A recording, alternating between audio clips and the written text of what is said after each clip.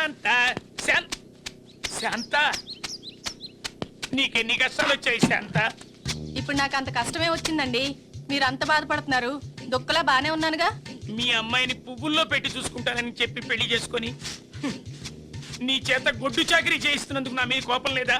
గొడ్డును పెళ్లి చేసుకున్నాక గొడ్డు చాకరీ చేయక తప్పదు కదండి. మంచి మాట అన్నావు. సర్లే శాంత, సాయంకాలం బజార్కి వెళ్ళి చందన బ్రదర్స్ లో పట్టు చీర కొనిస్తా. వద్దండి. పట్టు చీర వద్దా? ఇప్పుడు వద్దండి.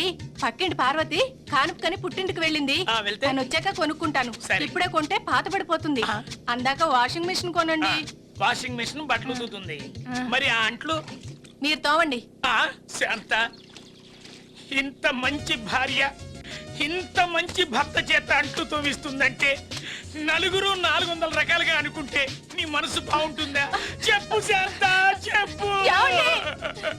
రోజు టీవీ సీరియల్ చూసి చూసి నాగార్జున సిమెంట్ లా తయారైపోయిన నా చేత కన్నీళ్లు పెట్టిస్తున్నారా? వద్దండి, వద్దు. మీరు మరీ అంత ఫీల్ అవ్వద్దు.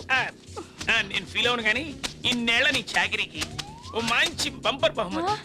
ఏమిటండి అది? వాషింగ్ మిషనా? Washing machine. ఎక్కడ ఎక్కడ? రత్తాలు రత్తాలు. శ్రీమతి నన్ను ఇక్కడ పెట్టుకుని మీకు మతిపోయి దాన్ని బహుమతి అంటారా? మిమ్మల్ని ఉతకటం అయింది.